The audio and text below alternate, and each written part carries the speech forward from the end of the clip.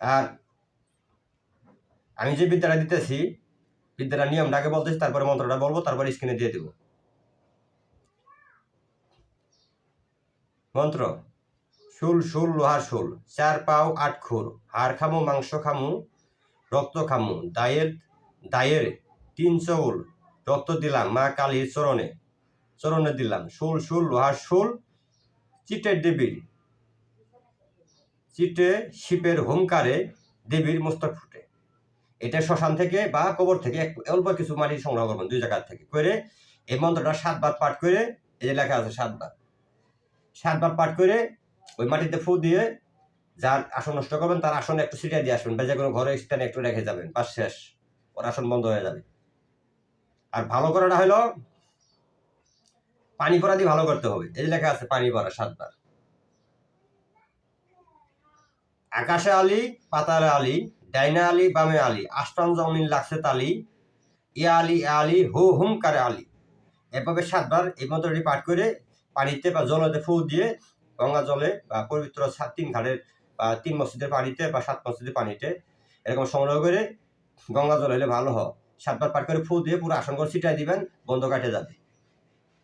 নিয়মটা বললাম।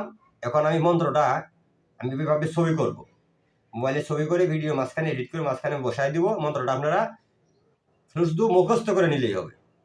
এটা হলো গুরুবিদ্যা। গুরুবিদ্যার কখনো ওই 41 বার 101 বার 501 বার এগুলো জপতে হয় না। গুরুমন্ত্র হলো গুরু মুখ থেকে যদি কখনো শুনেন বা শিখেন, অনুমতি দেয়, তাহলে ওটি আপনার জন্য কার্যকারী, নগদ কাজ করতে পারবেন, কাজ হবে 100%। এর নামই হলো গুরুবিদ্যা। আর আমার চ্যানেল হলো গুরুবিদ্যা চ্যানেল। আশা করি অবশ্যই সাবস্ক্রাইব করে সাথে থাকবেন, পাশে থাকবেন। আপনাদেরই উপকারে আসবে, একটা পর একটা গুরুবিদ্যা শিখতে পারবেন, নিজে একজন কবিরাজ হইতে পারবেন, মানুষের সেবা করতে পারবেন, কারো কাছে যাইতে হবে না।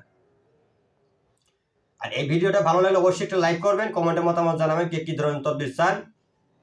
তবে এই বিদ্যা যদি কেউ ভালো করা এবং কি নষ্ট করা, এই দুইটা বিদ্যা যদি আপনার প্রয়োগ করতে চান, অবশ্যই গুরু বা ওস্তাদের অনুমতি নিতে হবে। কার অনুমতি নেবেন?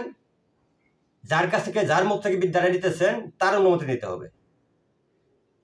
আপনি আমার চ্যানেল থেকে, আমার কাছ থেকে বিদ্যা নিতেছেন, আরেক ওস্তাদের কাছে অনুমতি নেবেন, এটা কখনো কার্যকরী হবে না।